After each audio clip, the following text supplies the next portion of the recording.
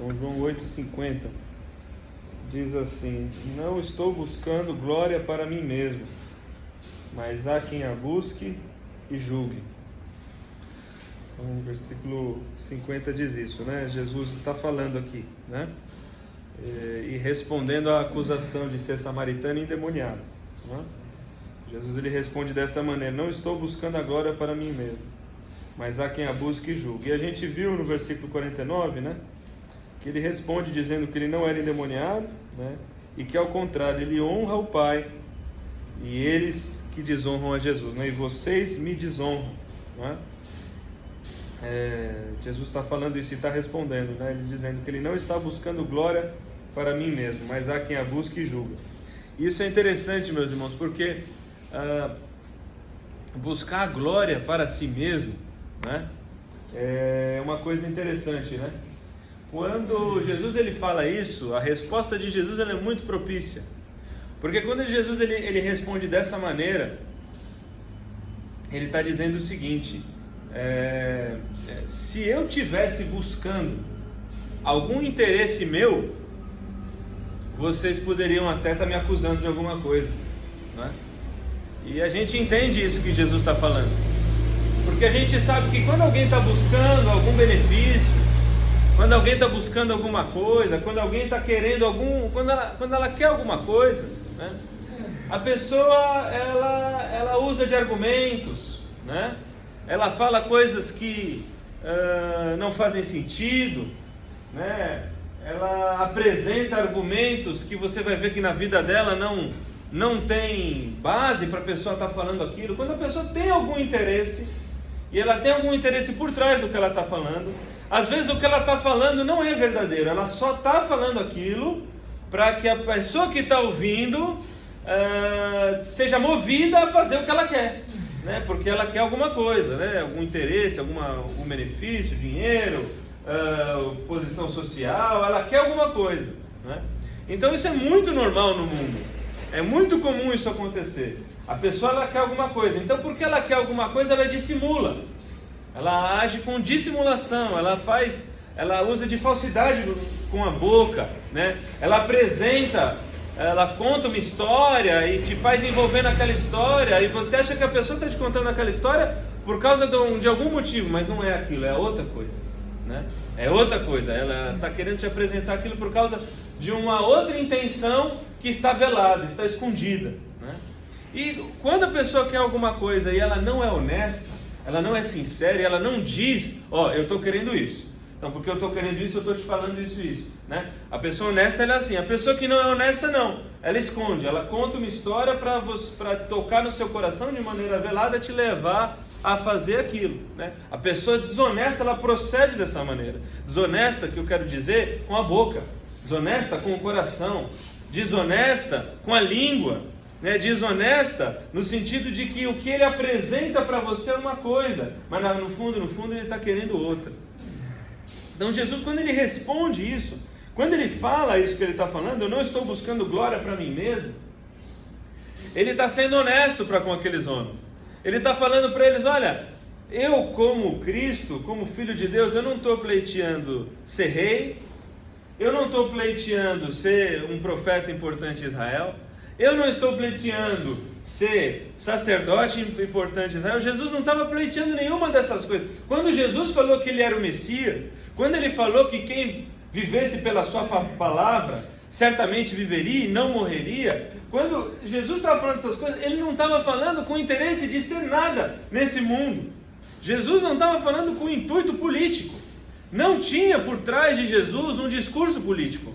Não existia por trás de Jesus uma intenção. E veja bem, meus irmãos, a gente querer as coisas nesse mundo é natural. É natural, todo mundo precisa de coisas nesse mundo. Só que você apresenta as coisas da maneira honesta, decente, você apresenta com transparência, né? O que você quer. Mas nem isso havia em Jesus. Ele falou: gente, eu não estou querendo fama. Ele está falando aqui isso para aqueles homens: eu não estou buscando fama. Eu não estou aqui em Jerusalém apresentando as coisas que eu estou apresentando porque eu quero fama. Jesus ele está dizendo: o meu argumento, ele é fiel porque eu não quero.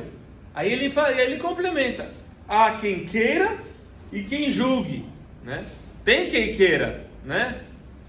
Tem quem queira glória, tem quem queira fama, e tem quem julgue essas coisas, né? De política, de fama, de certo e errado, há quem queira, né? Mas ele fala, eu não estou buscando glória para mim mesmo.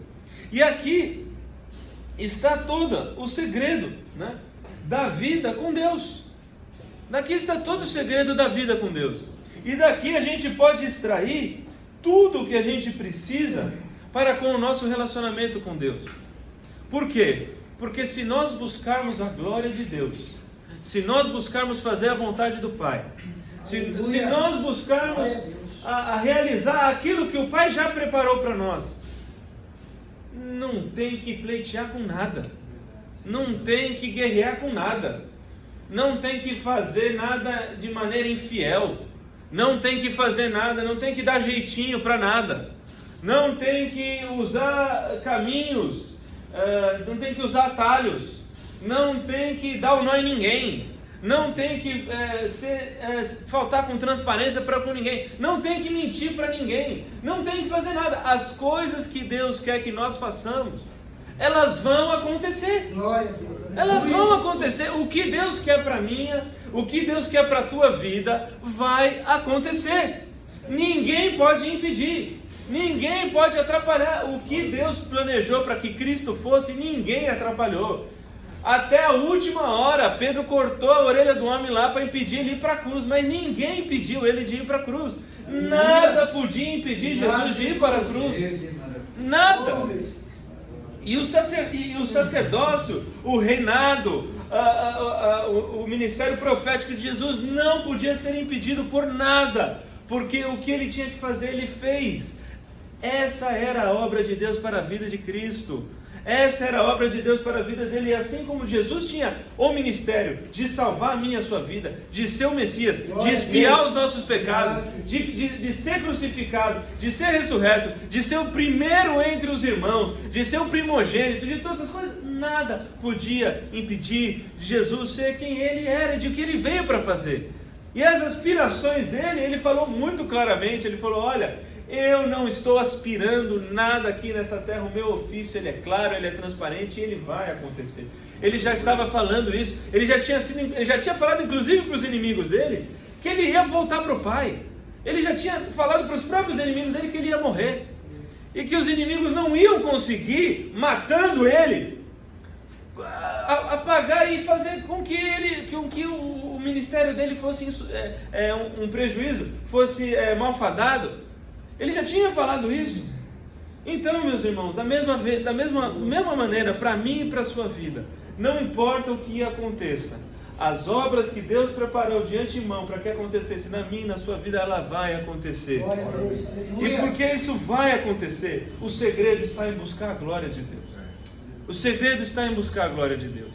E esse é todo o segredo da nossa vida. Se a gente quiser fazer um autoexame verdadeiro, um autoexame fiel, a Bíblia fala para a gente submeter isso ao nosso coração. O que você está fazendo, o que eu estou fazendo, glorifica a Deus. As nossas vidas estão voltadas para a glória de Deus. As nossas palavras estão glorificando a Deus. O nosso ministério está glorificando a Deus. A nossa vida nessa terra glorifica a Deus. O que nós fazemos, nós consideramos a glória de Deus para os nossos projetos, para o que a gente almeja no nosso coração. Porque você tem a certeza de uma coisa, o pecado não almeja a glória de Deus. O pecado almeja o prazer próprio, a satisfazer o desejo do meu e do seu coração. É isso que o pecado almeja. Mas quem busca a glória de Deus está livre disso. Quem busca a glória de Deus está livre, porque se você se submete a esse exame e deseja realinhar a sua vida com o reino de Deus, você não vai incorrer nesse erro. Você não vai escorregar nos seus planos, nos seus projetos, nos seus empreendimentos, na sua obra. Se você buscar a glória de Deus, a sua vida vai andar firme na presença de Deus, e o que Deus quer para a sua vida vai acontecer. Vai acontecer. Vai acontecer. Então hoje essa é a hora da gente colocar e submeter o nosso coração a esse exame. E essa é a hora da gente realinhar toda a nossa vida com Deus. Porque o que não está realinhado com Deus vai dar errado. Eu não preciso mentir para você, vai dar errado. O que não está alinhado com Deus vai perecer. Você não tenha dúvida disso. Vaidade de vaidade, tudo é vaidade, vai passar.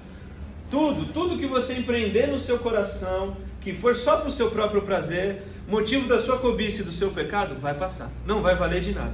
Mas você não vai aproveitar 1 centímetro disso.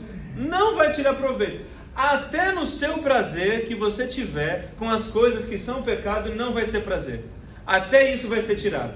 Até o prazer que você achava que você ia ter com o seu pecado, você não vai ter. Porque ali vai estar o diabo roubando a tua alegria e o teu prazer. Não vai ter sucesso. Aparentemente pode ter. Você pode olhar uma pessoa que está andando no pecado e falar: nossa, essa pessoa é feliz. Não se engane, não é. Não é feliz. Pode parecer, mas não é. A pessoa fez isso e deu certo na vida. Não deu. Não deu. Deu errado, ela é infeliz e ela esconde de todo mundo. Até mesmo dela. Ela esconde, não se engane. Ela esconde.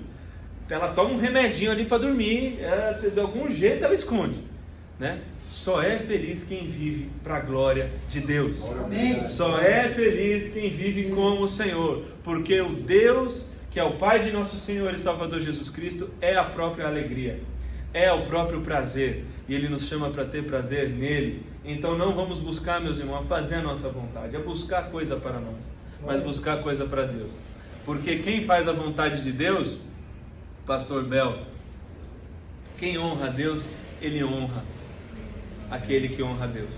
Amém? Amém? Quem honra a Deus, Deus honra na terra, né? E eu não estou inventando isso, está em 1 Samuel 2,30. Quem honra a Deus é honrado na terra. Você não tenha dúvida disso. Deus honra aquele que se preocupa com a sua obra e vive para Ele. Deus é fiel, Deus jamais vai abandonar um servo fiel e verdadeiro na sua presença. Amém? Amém. Amém. Louvado seja Deus. Vamos orar. Louvado